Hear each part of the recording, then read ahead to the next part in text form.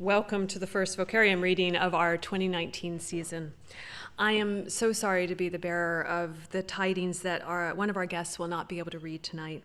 Ocean Vuong is currently attending to a family member in the ER tonight and sends his regrets at this last-minute cancellation.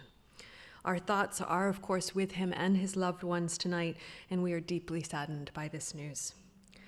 But such is the love and immediacy of response in the poetry community, and our responsibility is, after all, to respond, that another great poet and novelist, Fanny Howe, in response to my last-minute and semi-urgent request on the phone, has kindly agreed to read several of Ocean's poems tonight and some of her own in response and resonance to his work. And now, in the interest of what Robert Creeley called onwardness, I will read what I was going to have shared by way of welcoming remarks and introduce our introducer tonight. So here we go.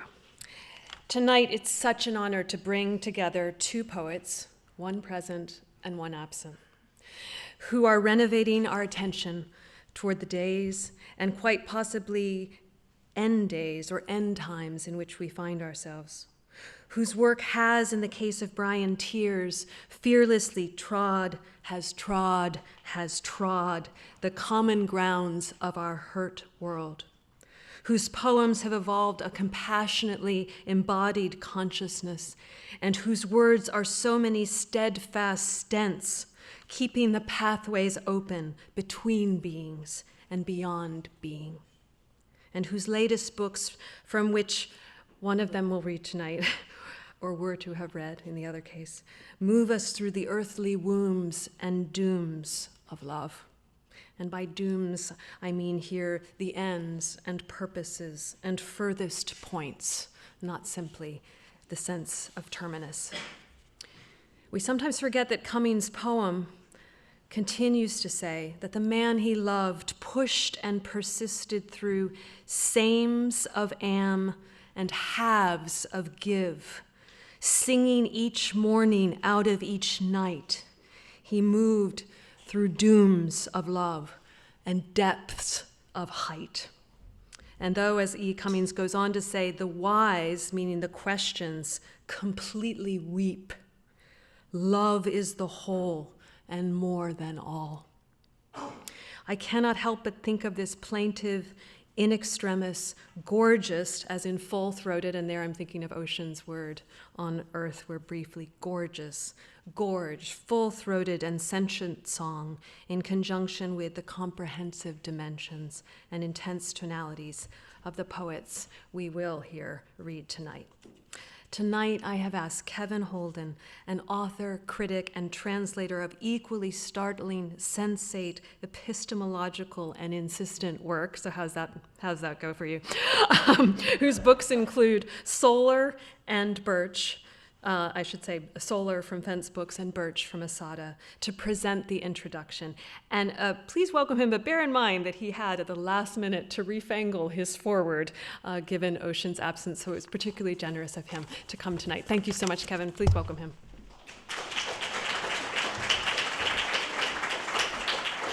Hi. So, right, as Christina said, there was a kind of reshuffling. So I'm going to introduce Brian. It'd be kind of funny to introduce Ocean in his absence. But I do want to read just this one line of a poem from Ocean, just because I think it's beautiful, and I think it will resonate with some of the other poetry that's coming, which is, green waves surround this black rock where I sit, turning bones into sonatas. Fingers blurred, I play what I know from listening to orchards. So I shuffled things around, but I think this is still about 5 minutes, so, because I added some about Brian in the absence of things about Ocean. Brian Teare is a poet I've loved for years, and it is my great pleasure to introduce his reading tonight.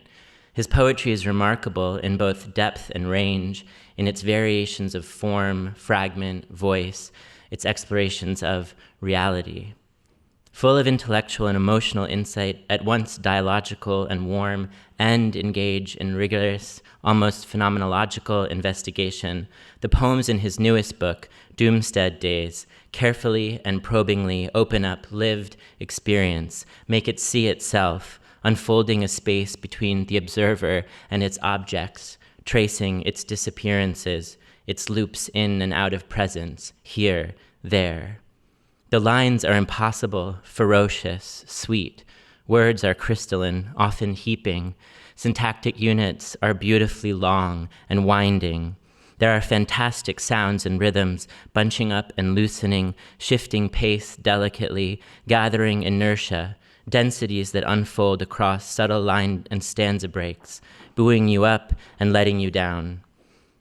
The poems unfold in sharp scenes and stories, never completely uncovered, but breathtakingly, often heartbreakingly, half-revealed.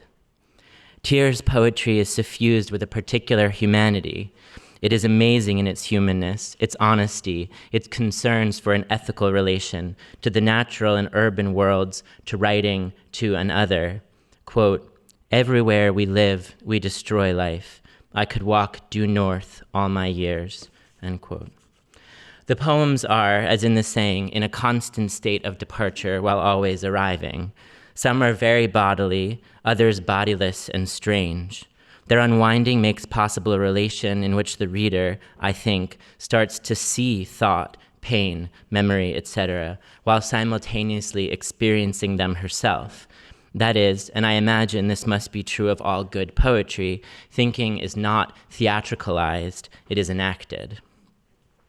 There is a startling reconciliation or amity between sound, fragment, and narrative. Their kinetic interlocking starts to make room for an experience of experience that is both a kind of doorframe to otherness and a path to the exploration of some of his principal topics: self-awareness, place, the body, desire.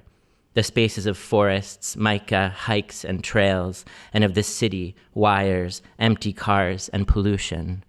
He spreads the mind over the land and vice versa, as they move through urban watersheds, cracks between rocks and pavement, benzene, styrene, glinting off carbon and insect wings.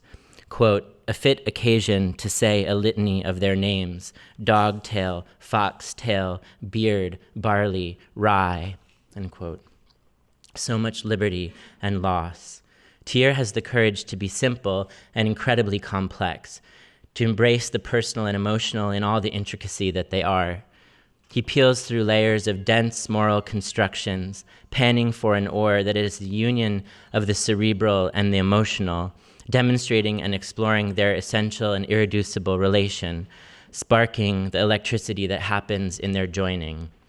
In the poems, the words tremble and collapse, come back to life and fly away, weaving and unraveling their sound, their sense. The reader, the long lines stretch and take us to an edge of time within time, as Tarkovsky wanted, and sometimes push us over the limit of containment into the abyss of being all things at once, as Houghton wanted. This all things at once is similar to, but different from, I contain multitudes. It is, in a sense, you are uncontained. You are different things in different places, all squeezed into one impossible volcanic there. If anything is contained, it is everything, and hence nothing, which, beyond the two, is perhaps the only possibility for our current situation. The poems involve dirt, animals, chemicals, sex, the sky. They oxidize and disintegrate. They question and make claims. There is a kind of scientific observation in these poems and a science to these poems. Their understandings undergo a sort of sedimentary morphosis, worked over the course of very long poems so that layers are stripped or reworked or filmed with chemicals or thin alloys. There is also a kind of mathematics of grit. There is a lot of grit and ground, and this implies both a place where things can grow, but also where they die, and the junkyard or plot of broken tools or older attachments. The poems make important, thoughtful use of the space of the page, which would seem non-accidentally implicated with thinking in poetry in general, but especially in Teare's. The page conditions a kind of calcific writing in and on the land and body or off of it. Quote, faster than predators on the trail, I encounter for the first time a coyote exactly the color of July. In these hills, unhurried, it turns to me full of bones, end quote. You start to think about and feel imminence, how the poems push you into it. So you experience not only the emergence of meaning as poem in the action of it, but immanence and in and on and with the world and others in soil and rust and surface. Almost done. The work of these poems feels profoundly ethical. An ethical exigency of attention, care, complicity, response. And for all the loss, there is a propulsive forward being toward and in the world. We are so full of errors, but also luminous in our broken metal. The dense music of these poems is material and mental. It moves in emotion and moves in the grids and contours of non-emotion. Ultimately, it is possible to live in the sounds and scapes of these poems. One thinks of Ronald Johnson, A.R. Ammons, Oppen.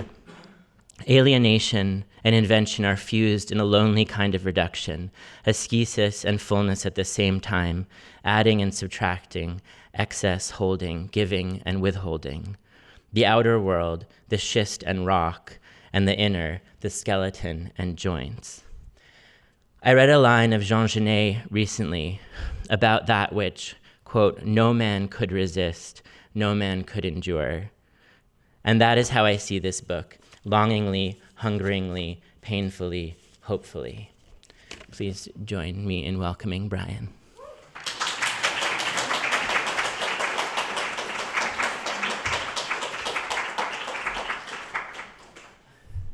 That was really beautiful, and after an intro like that, I always feel that I hope I live up to it in some way. Thank you for that generous writing and thinking.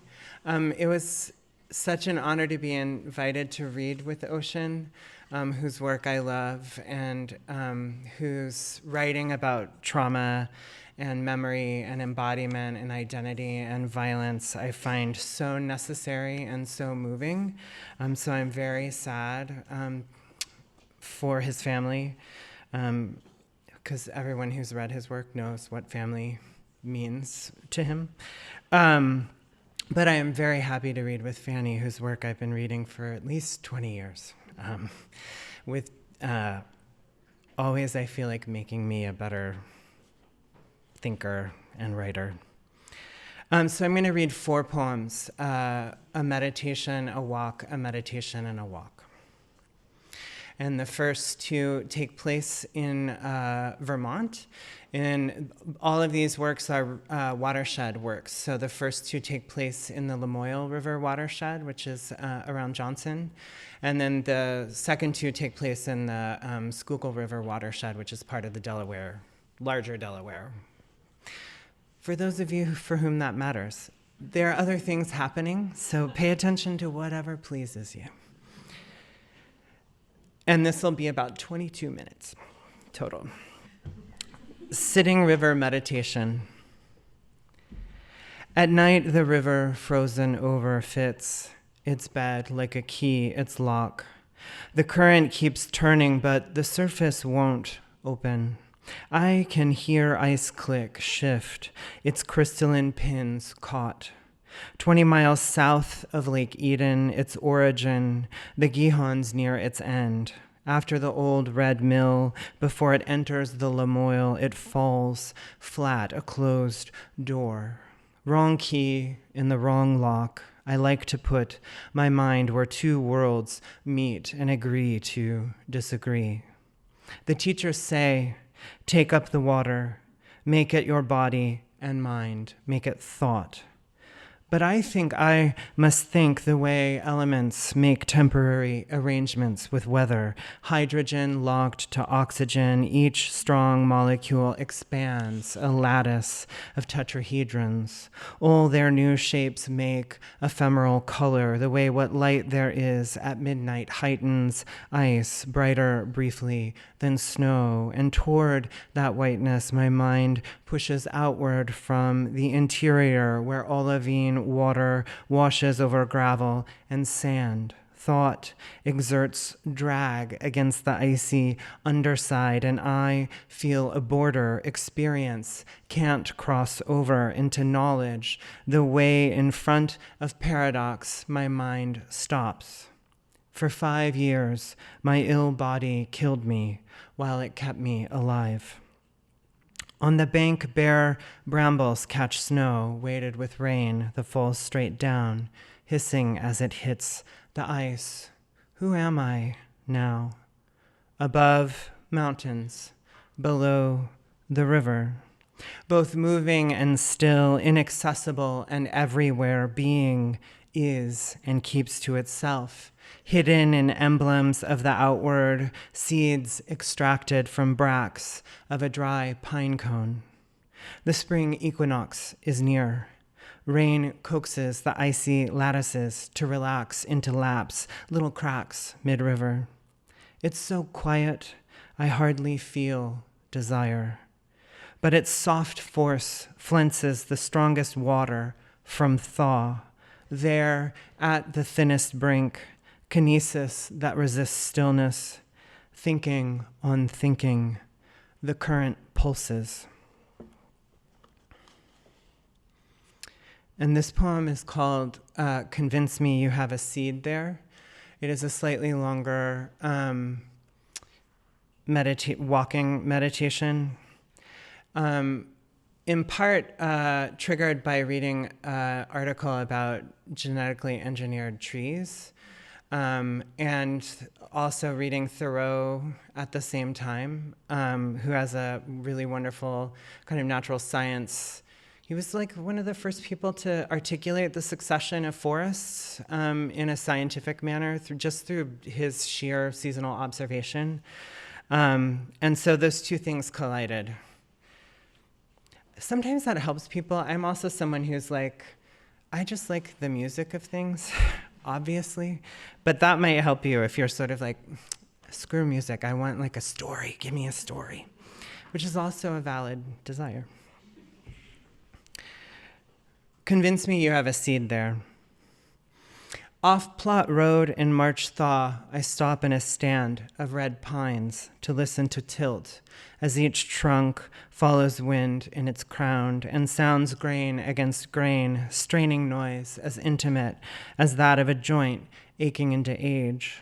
I can see outside the pines the weave of things, crows in a lone oak concatenating the ecotone where meadow meets forest, white folks clear-cut not long ago to farm hay on open land, later reclaimed by the succession of trees mostly, the mechanism of small animals and hard weather on Clay Hill above the valley village I left on foot to find up Cemetery Road, the old graves buried in terrace drifts. Headstones in rows, visible over snow, totally grayscale, except for sumac at cemetery's edge, upright red cones torching holes in the visual field, the way the fresh kill I found en route melted the snow its startled predator had dropped it in, blood and feathers, a deep, wet nest. The day looked less dense without leaves, but winter felt thicker with the effort of getting there, and I went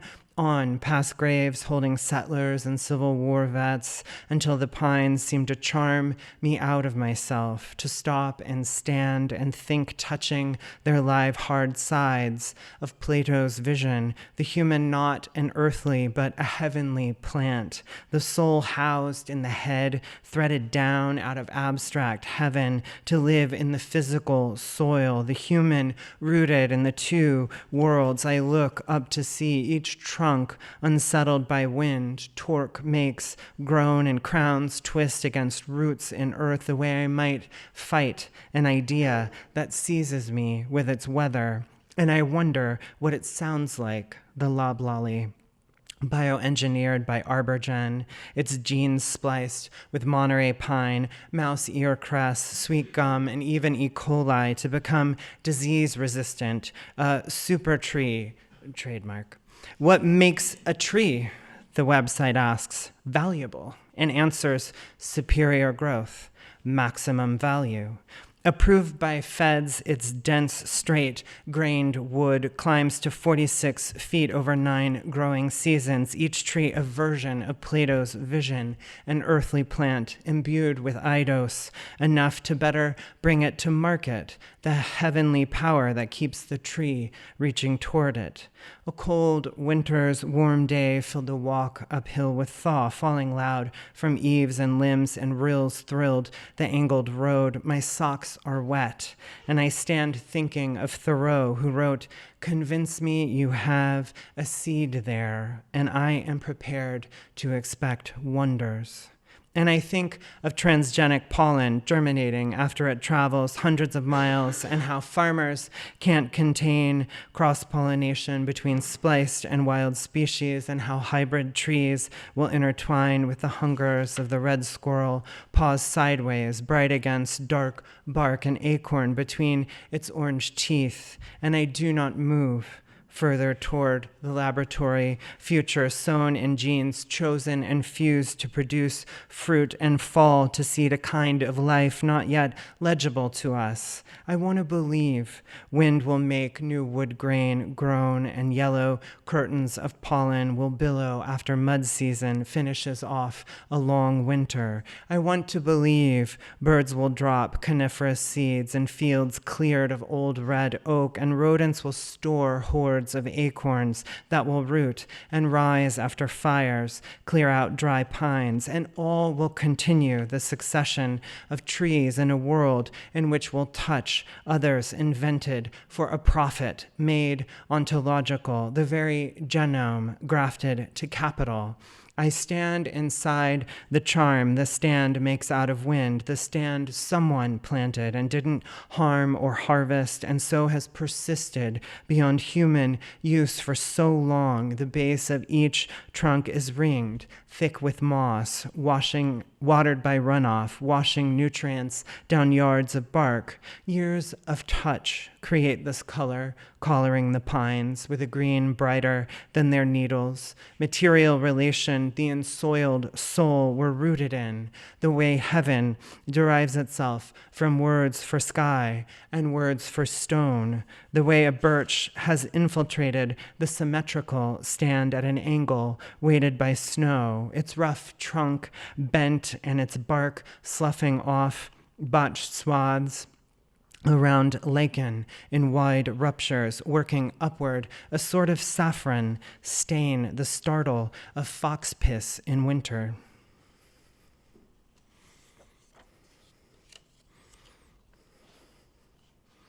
And then this is the second pair of poems. This is called, as you can probably hear, one thing I was interested in this book is like sort of trying to create different kinds of speed and momentum. Or can I do an adagio? Can I do a presto? If you're a music person, those make sense. If they don't, I'm speaking gibberish, so I apologize. Can I go fast? Can I go slow? That's the basic idea. These second two are poems that come out of, I mentioned in that first meditation, kind of 5 years of chronic illness. My last book is really written directly out of that space and documents the kind of disability and illness, that period of disability and illness. And these last two poems kind of deal with the kind of medical, in part the medicalization and body work, kind of like trying to, I guess, like sort of both heal from, but also just sort of live with certain forms of disability. There's also sex. Sitting isohydric meditation. Weather is water is one way to think. about the season, seizing the street tree, another drought year, measured in questions. I asked the nurses, who gently strap me to the clang and throb inside the passing time the MRI ground into windows. The doctor looked through to see my future. I sit on the couch and watch the sparrows on the branches pant and puff their feathers, a sort of solstice, truce with the dry heat, moving scorch from edge to stem on each leaf. The heat's so quiet. It's a kind of pain nothing seems to soothe, not even his damp armpit and its scent of moss soaked with rain, woody, sweet, dear, bacterial earth. My mouth opens onto and into his skin, confusing, outside, inside me. When we fuck, we go deep mammal, all fur and genital scent in my beard, a soak of pheromones, taut, swollen erectile tissue, and the swoon of adrenaline, a chemical world that feels insular but is immersed in stimulus, the way a magnetic field held my prone body, whose protons aligned their axes and flipped their spins to allow radio waves through flesh made newly resonant. I felt removed from the world and cocooned in sound while the protons slowed and their spins flipped back radio signals that rendered image, vertebral detail so precise it hurt to look at the bones as the doctor talked. Droughts about being porous and storing water if you can't travel to get it. So some tree species close their stomata and wait for water the way maples do, dying slowly from edges to center as a stress response. It's a real gamble to shut yourself up inside of yourself. If I could, I would stay as open as his face when I sit on his cock and he holds my hips and tilts himself up deeper. Injury insists it remain hidden and grows its quota of pain from the bones the doctor showed me, calcifications white as dry lichen, leaching life from a lip of granite. How to keep going into the quotient of future the bones divide inside me, the incurable instance a given, faultless or at fault, I remain hidden. How to keep going.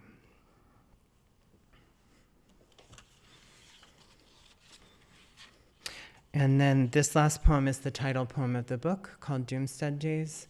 Again, it's an exploration of this watershed region. I could give you a lot. There's a lot of bioregionally specific data in this poem.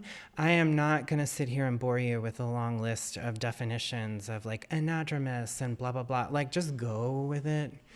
I try to make a poem where the music will hold the words you don't know and hopefully give context. And if I didn't do that, then I failed. And you can demand your money back.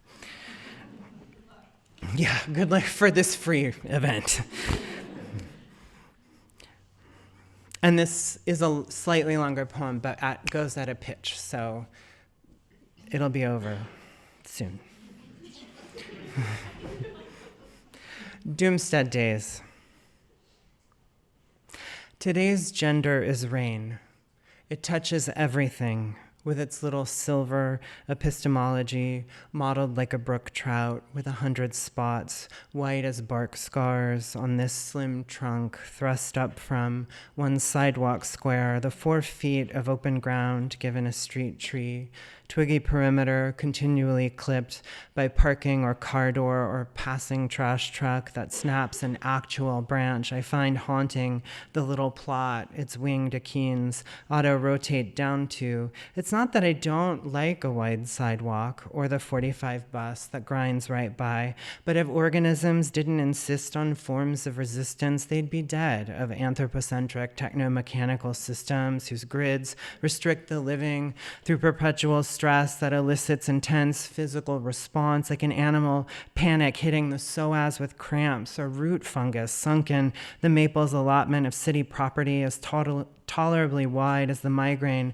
that begins at the base of my skull and pinches with breath calipers my temples until the feel of flay arrays the dura's surface inside the bones, inside the head the healer holds in her hands and says, the occiput is shut, flat, and irks the nerves that thread through its unappeasable shunt into the spine. I see a white light. I keep thinking about the way long drought dries out topsoil so deep beneath its surface. The first hard rain wreaks flood, taking the good dirt with it, the way today's wet excess escapes. Its 4 square feet of exposed root and rivers out, a flecks of sediment, alluvial over the civic cement of the Anthropocene and currents, a supple, rippled velvet done as Wissahickon Creek in fall's brief season of red and spawn, when brook trout in chill, quick shallows once dug into gravel to let nested eggs mix with milt and turn pearls, translucent as raw, unpolished quartz, each white-eyed ova flawed by a black fleck. My eyes close over at the height of migraine, fertile error waiting with incipient tail, ready to propel it deeper into nausea until the healer halts its hatching and calms neuralgia between the heels of her hands, pressing the occiput back open into the natural curve.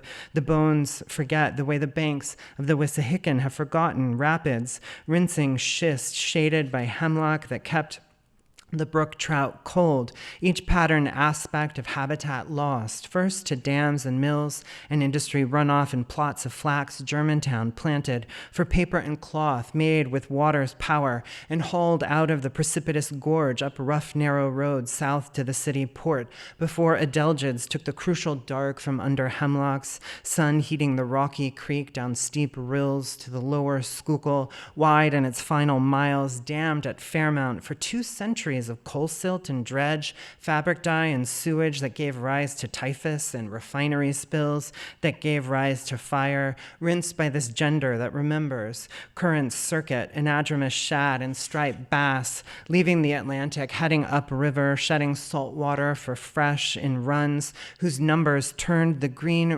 river silver.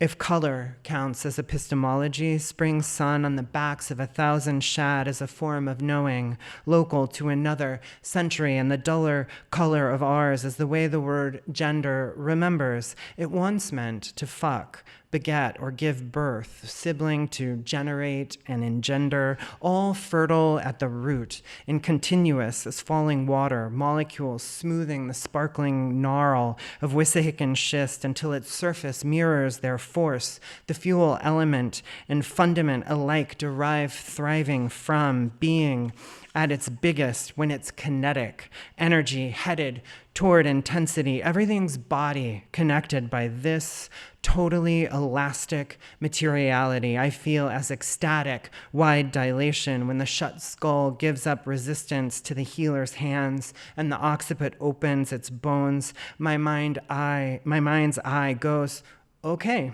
I'm awake now.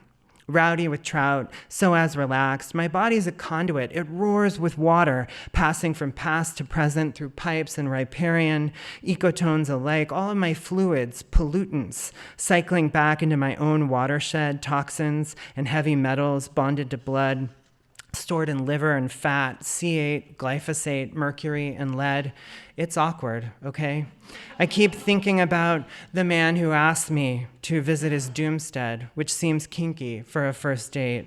What's the safe word for men with genders built for the world's end? Men with weaponized genders, hoarding solar power in canned goods, bottled water genders, tending small vegetable gardens out back behind the chickens, concrete genders sealed in lead, their doors secured from inside with thick steel bars, fringe, libertarian, end times genders, hetero girly camo gun calendars, apocalyptic tits pinned on brick walls by lone bunks so the men can cross out each day once civil society ends with a pathetic snivel like please please help.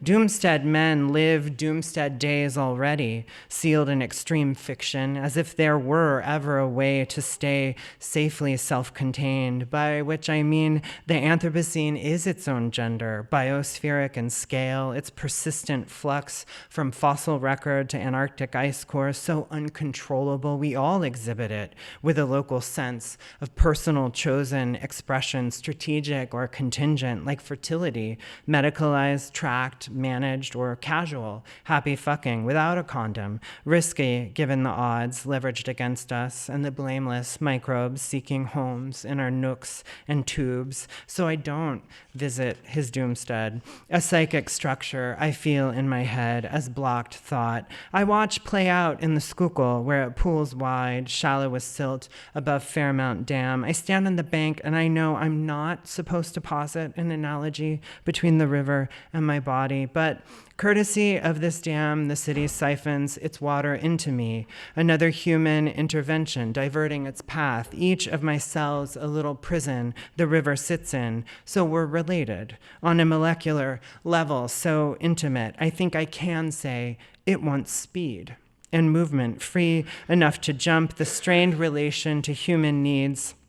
It serves without relief, without the hands that hold my bones and tend my fascia, that remember a different posture without blockage or pain, a model for undoing harm done by capital empowered to frack during record drought, millions of gallons of toxic wastewater injected into earth or kept in open ponds, prone and porous in western counties where river otters have rebounded after last being spotted in the Allegheny in 1899. Otters are raucous and chirp, chitter, chuckle, and grumble when wrestling together or sliding on ice. Playful biophony rivers have missed for a whole century, like brook trout rooting in loose, cool gravel or the plash of insects fallen from hemlocks. The intact eastern riverine biome, one serious mess of sound enmeshed in biotic patterns as heavy as traffic when the weekend weather is nice and I ride the early 27 bus to the Wissahickon. It's not that I don't like the city. It's just if biodiversity is a measure of health, a city is by definition sick with people and built structures crowding out other lives. Though I love signs, species persist. This sidewalk moss, probably Bryum argentum, native to guano-covered seabird rookeries. This fertile ginkgo stinking up the street with stone fruits crushed underfoot. This nameless fern in a downpipe drain, so modest in scale, like the simple songs of house sparrows everywhere, though this chubby one is hustling a fallen everything bagel of seeds and crumbs. And it's not that I don't like people either. Our sociality, genitals and smells, interesting diction, surprising privacies revealed at parties, bars, and in bedrooms. Our genders and acts various and wet as thought, product of dissolved salts, washing our brains in rich cognition that falters without water, which can't be taken by the head, in the hands and held in the hopes of healing. Its body is too vast, its mind boundless by definition. The world is awake. Be careful, my dears. It is the gender that remembers everything. Thank you.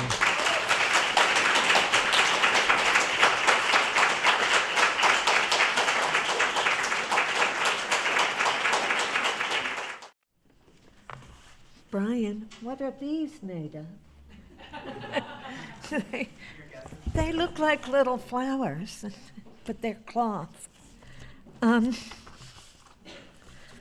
was magnificent, and I'm just really embarrassed to be here because her person who should be is somewhere else. And I certainly pray that all works out tonight for him. It was only this afternoon that Christina called me to read in his place.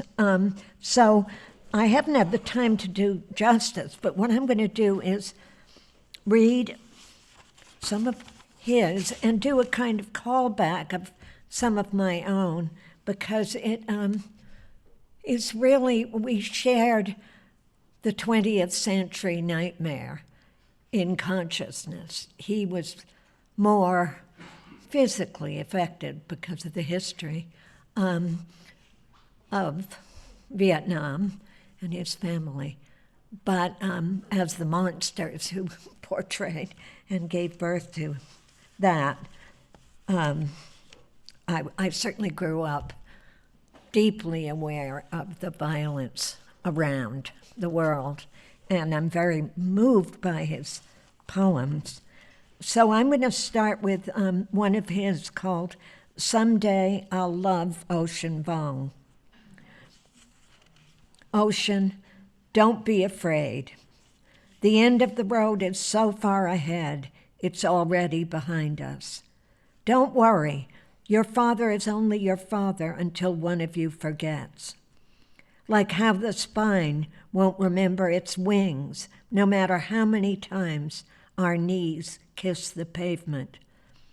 Ocean, are you listening? The most beautiful part of your body is wherever your mother's shadow falls. Here's the house with childhood whittled down to a single red tripwire. Don't worry, just call it horizon and you'll never reach it. Here's today. Jump. I promise it's not a lifeboat. Here's the man whose arms are wide enough to gather your leaving. And hear the moment just after the lights go out, when you can still see the faint torch between his legs, how you use it again and again to find your own hands. You asked for a second chance and are given a mouth to empty into. Don't be afraid. The gunfire is only the sound of people trying to live a little longer. Ocean, ocean, get up. The most beautiful part of your body is where it's headed. And remember, loneliness is still time spent with the world. Here's the room with everyone in it. Your dead friends passing through you like wind, through a wind chime. Here's a desk with the gimp leg and a brick to make it last. Yes, here's a room so warm and blood close, I swear you will wake and mistake these walls for skin. And this is another of his that was came from a painting by Mark Rothko. The TV said the planes have hit the buildings, and I said yes because you asked me to stay. Maybe we pray on our knees because God only listens when we're this close to the devil. There's so much I want to tell you. How my greatest accolade was to walk across the Brooklyn Bridge and not think of flight. How we live like water, wetting a new tongue with no telling what we've been through. They say the sky is blue, but I know it's black, seen through too much distance. You will always remember what you were doing when it hurts the most. There's so much I need to tell you. But I only earned one life, and I took nothing, like a pair of teeth at the end. The TV kept saying, the planes, and I stood waiting in the room made of broken mockingbirds, their wings throbbing into 4 blurred walls, and you were there. You were the window. So I was going to make a kind of grandmotherly response. I guess I'll start with this grandmother poem. It's called This Eye, and it's from my book, Come and See. I see a child between a star and a boat. It's a silhouette, and there is the child again, now attached to the boat, all black. Look at the weather, the futile wipers beating. I see the child on dry land, now with his granny. Like the boy in a story, he sees fire in wood and words in smoke, and he's good, too good, to be far from anyone old. The father and the son are still in a boat out there with spinnakers curved like pillows where they can rest their heads. Spindrift turns into curlews, confused by the weather news. The sky is a fish packed in ice. There is a low sun and stiff silver wands on the horizon, and the rudder groans as the father and the ghost pass on. No sun on a grate, but a migraine headache and angry rain on the pavement. The boy wonders why a famous tyrant marched his men into a blizzard, and how the Russians burned Moscow with one candle. He only sees 3 choices: join, kill, or run away. What would his grandmother say? Blessed are you when people hate you and denounce you for choosing eternity. These long white days have gone by with no recording. Therefore, they're free. But what about the injustices viewed from the window? Intuitive women have power over others, but don't know it. A boy reads about war in bed with his grandmother. She keeps getting up to look out. What she sees horrifies her. That's why she pulls the curtains, to protect the love she can't see. Granny, why do you care where you're buried? Because I've lived in my imagination. Granny, why don't we leave? Look down onto the street at the children with their heads shaved and their skin too white. Do you want to leave this house and join the war, my dark-eyed child? No, grandmother.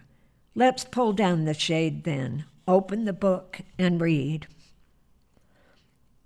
Some children went ahead to enter a familiar enclosure, stepped the space, and were permitted occupancy. A quick tap into panic. Home was a continual theme. Actually, orphans were useful out of fear of the touch of their keepers. The children took care of each other, wrapping the littlest in wallpaper ripped from their squat. Warmth was as short of supply as hope was not.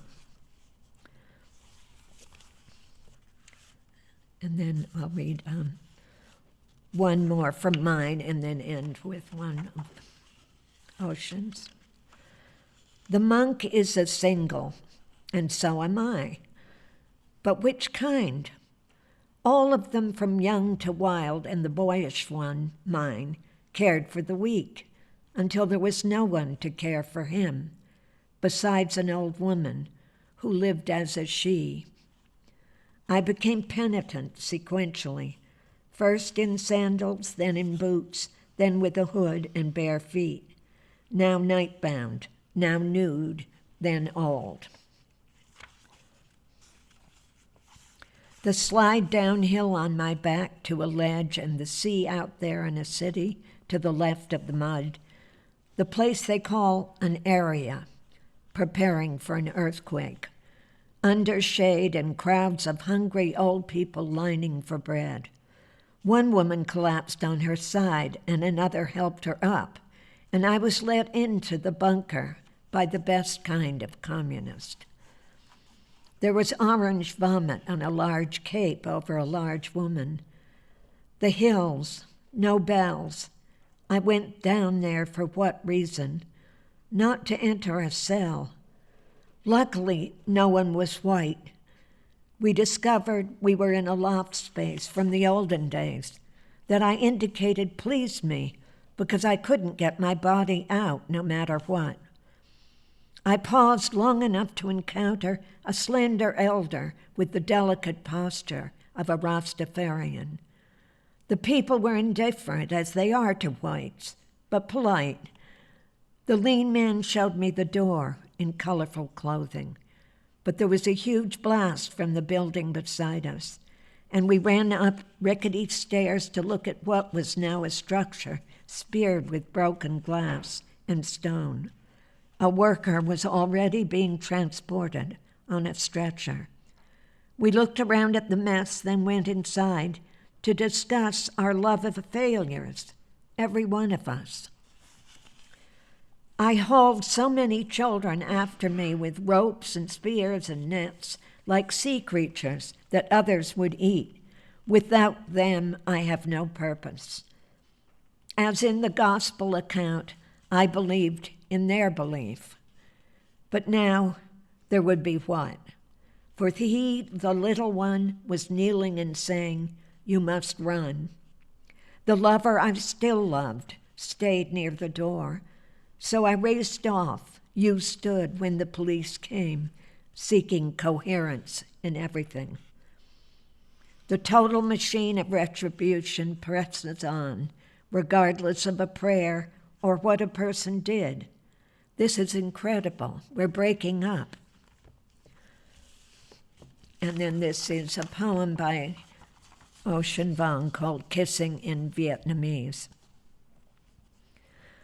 My grandmother kisses as if bombs are bursting in the backyard, where mint and jasmine lace their perfumes through the kitchen window, as if somewhere a body is falling apart and flames are making their way back through the intricacies of a young boy's thigh, as if to walk out the door, your torso would dance from exit wounds.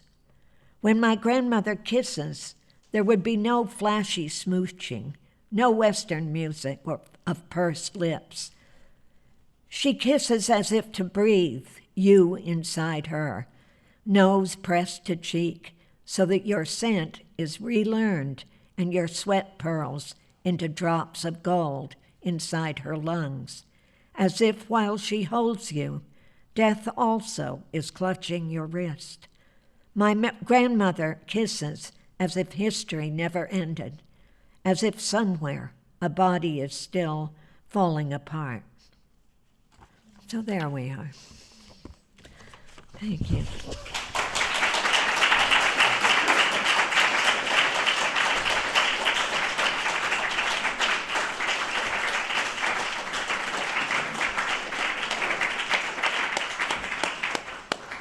I'm just noticing that the 2 plastic water bottles have not been drunk. That's terrible.